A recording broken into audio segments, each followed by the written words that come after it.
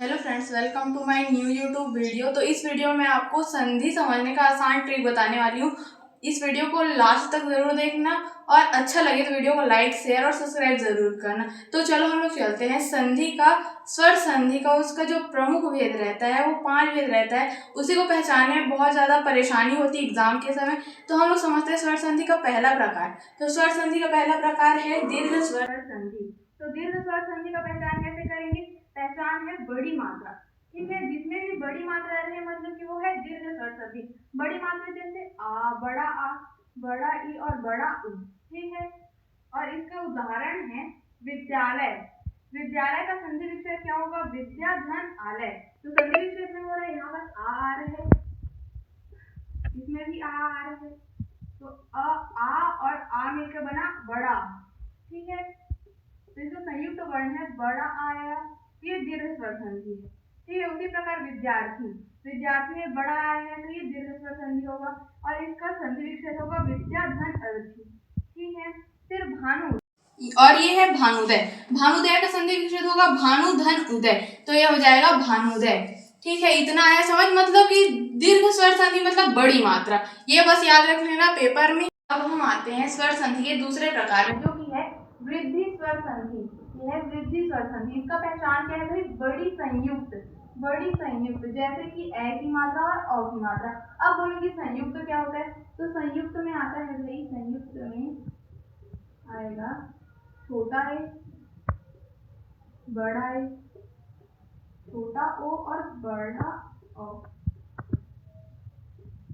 ठीक है, तो इसमें मैं बोली हूँ कि पहचान है बड़ी संयुक्त। बड़ी संयुक्त है ए की मात्रा और औ की मात्रा। ठीक है, अब उदाहरण से समझते हैं। एक है ए की मात्रा है, मतलब सीधा दिमाग में आना चाहिए कि वृद्धि स्वर संधि है। ठीक है, तब इसका संधि विच्छेद होगा एक धन एक बराबर है एक है। एक क को उच्चारण करने पे अ का उच्चारण हो रहा है तो यहाँ पर आएगा अ और ये ए, तो अ और ए मिल गया तो बनेगा भाई ए की मात्रा। ठीक है, फिर उसी प्रकार है ततैव। ए की मात्रा है मतलब वृद्धि स्वर संधि, तो ततैव का संधि विच्छेद होगा तत धन ए बराबर है ततैव। तो त में भी छुपा है अ और ए, तो अ और ए को मिलाओगे तो बनेगा ए की मात्रा। उसी प्रकार परमौषधि। परमौषधि का संधि विच्छेद होगा परम धन औषधि, तो इसमें बड़ी संयुक्त अ की मात्रा लगा है तो ये होगा वृद्धि स्वर संधि। इस प्रकार हम लोग याद रखना कि बड़ी संयुक्त मतलब क्या आता है? बड़ा ए की मात्रा और बड़ा अ की मात्रा। इस प्रकार आप एग्जाम में आप पहचान सकते हैं आसानी से कि वृद्धि स्वर। अब हम आते हैं स्वर संधि के तीसरे मुख्य प्रकार में, जो कि है गुण स्वर संधि। अब इसका पहचान क्या है? छोटी संयुक्त। छोटी संयुक्त मैं बताई थी अभी, संयुक्त क्या होता है? ए ओ और औ, तो इसमें छोटी संयुक्त है ए और ओ। ठीक है, तो ये पहचान है इसका ए और ओ, छोटी संयुक्त। उदाहरण के लिए नरेंद्र, ए की मात्रा है मतलब ये होगा गुण स्वर संधि। सुरेंद्र, इसमें भी ए की मात्रा है मतलब गुण स्वर संधि।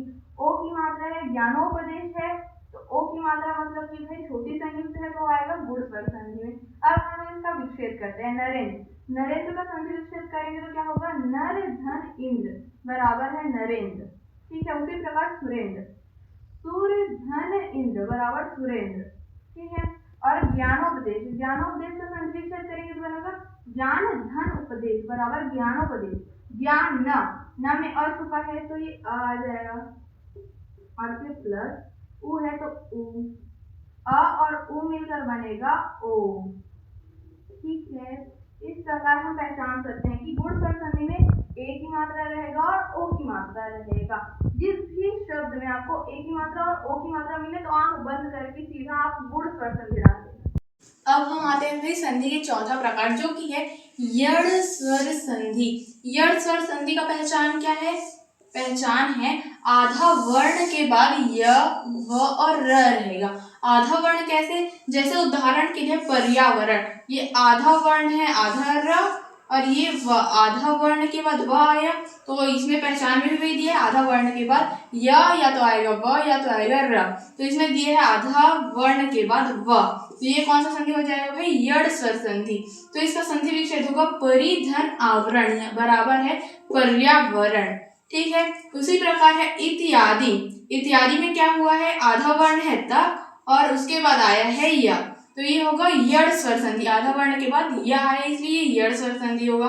फिर स्वागत, स्वागत में आधा स ये भी है, उसके बाद आया है व, तो आधा वर्ण के बाद आया है व, तो ये होगा यड़ स्वर संधि। यड़ सुधन आगत बराबर स्वागत, इत्यादि का विच्छेद होगा इति धन आदि बराबर इत्यादि।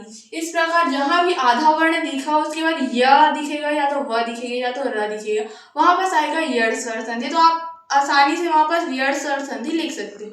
इसमें सबसे आसान संधि, अब हम आते हैं स्वर संधि के 5वां प्रकार में, जो कि है अयादि स्वर संधि।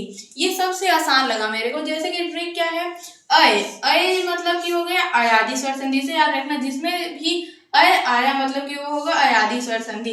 पहचान क्या है, अय, आय, औ और आव रहेगा।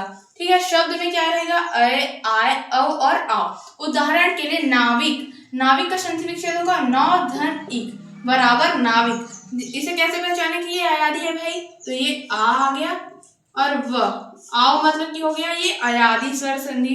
इसी प्रकार भवन, भ में क्या छुपा है अ और ये व, तो अ आया मतलब कि ये होगा भाई अयादि स्वर संधि।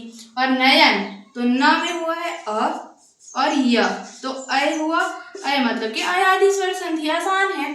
अब इस प्रकार भवन का हम लोग करते हैं संधि विच्छेद, तो संधि विच्छेद में होगा भो धन अन बराबर भवन, नयन, ने धन अन बराबर है नयन। इस प्रकार हम अयादि स्वर संधि को आसान से पहचान सकते हैं।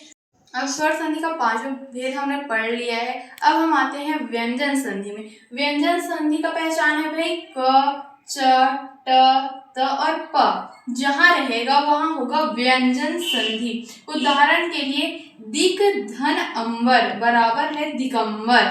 ये जो रहेगा, जो व्यंजन संधि में आता है वो तृतीय वर्ण में परिवर्तित होता है। जो ये क है वो अपने तृतीय वर्ण में परिवर्तित होगा। तृतीय वर्ण मतलब कि होता है, तृतीय वर्ण में आता है क, ख, ग, घ, ग। ठीक है, तो ये जो क रहेगा तृतीय वर्ण, तो 1, 2 और ये 3, तो तृतीय वर्ण क्या है इसका ग, तो ये ग में परिवर्तित हो गया। जो क है ये ग में परिवर्तित हो गया। इस प्रकार दिगंबर, इसका संधि विच्छेद करेंगे तो क्या होगा, दिक धन अंबर बराबर है दिगंबर, तृतीय वर्ण में परिवर्तित, क से ग में आ गया। उसी प्रकार है वागीश, वागीश का संधि विच्छेद होगा वाक धन ईड़ बराबर वागीश, इसमें भी ग में परिवर्तित मतलब कि तृतीय वर्ण में परिवर्तन फिर से हुआ। षड धन आनंद, षडानंद, तो ट है वो भी ड में परिवर्तित हुआ, जैसे ट, ठ, ड, ध, न।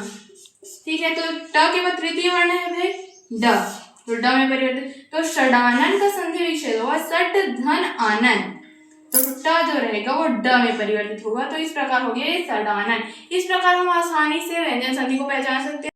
अब व्यंजन संधि के बाद हम आते हैं विसर्ग संधि में। विसर्ग संधि का पहचान है आह की मात्रा रहेगा, मतलब कि विसर्ग रहेगा। उदाहरण के लिए तपोबल, तपोबल का संधि विच्छेद करेंगे तो तपह धन बल बराबर तपोबल, तो इसमें विसर्ग है मतलब विसर्ग संधि। नमस्ते, नमस्ते का संधि विच्छेद होगा नमः धन ते, विसर्ग है मतलब विसर्ग संधि। मनोरथ, मनोरथ का संधि विच्छेद होगा मन धन रथ, इसमें भी विसर्ग है मतलब कि ये होगा विसर्ग संधि। इस प्रकार आप विसर्ग संधि को भी आसानी से पहचान सकते हैं।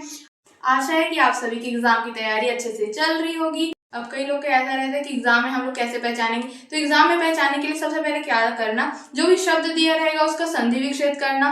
उसके बाद देखना कि इसके अंत में कौन सा स्वर आ रहा है या व्यंजन आ रहा है, उसके हिसाब से आप आसानी से पहचान सकते हो।